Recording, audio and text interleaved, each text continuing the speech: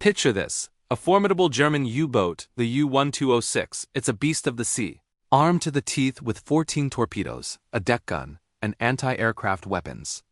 With a range of over 15,000 kilometers and a crew of up to 60 men. This Type VIIC submarine was one of the pride and joys of the Kriegsmarine. It was a symbol of German engineering prowess, a silent hunter designed to dominate the Atlantic. But this powerful war machine had a secret, a tiny, almost laughable Achilles heel. And that secret was hidden in the most unexpected of places, its high-tech, yet disastrously complicated toilet. Yes, you heard that right, a toilet. This wasn't just any toilet, though. This was a sophisticated piece of German engineering designed to work deep underwater. The pressure at those depths meant you couldn't just flush and forget. The system was a complex maze of valves and chambers that pumped waste out into the sea without letting the ocean rush in.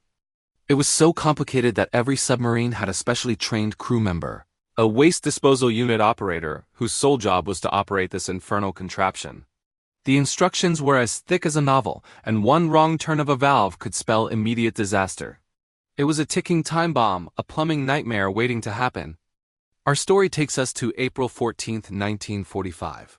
The war in Europe is nearing its end, but the U-1206 is still on the prowl.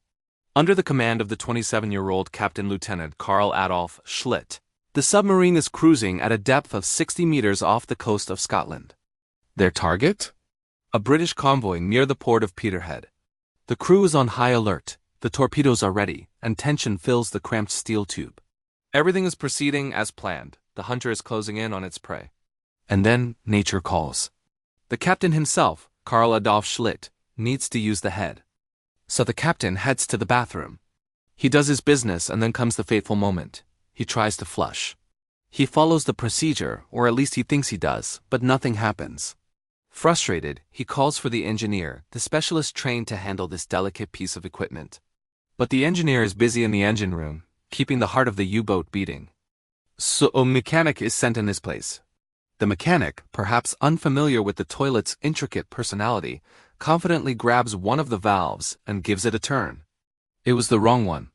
Suddenly, a powerful jet of seawater erupts from the toilet bowl with the force of a fire hose. The small compartment begins to flood instantly.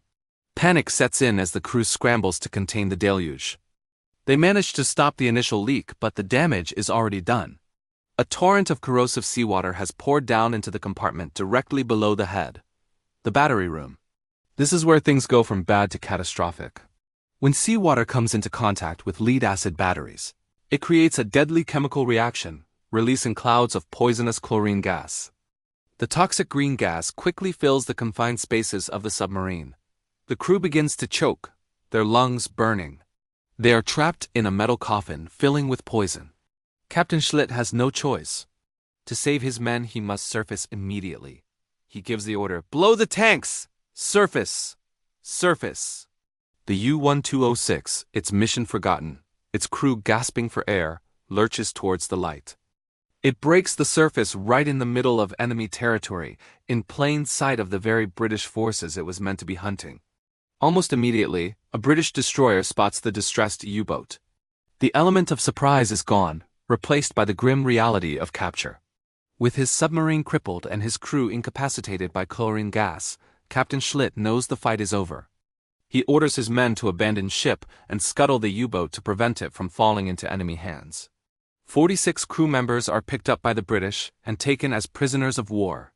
The U-1206, abandoned and mortally wounded by its own plumbing, bobs on the waves for a short while before gracefully slipping beneath the surface for the last time, sinking to its final resting place on the seabed.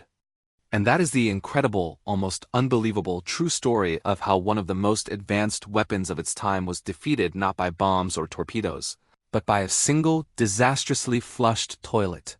If you enjoyed this piece of history, don't forget to hit that like button, subscribe to the channel, and ring the bell so you don't miss our next video.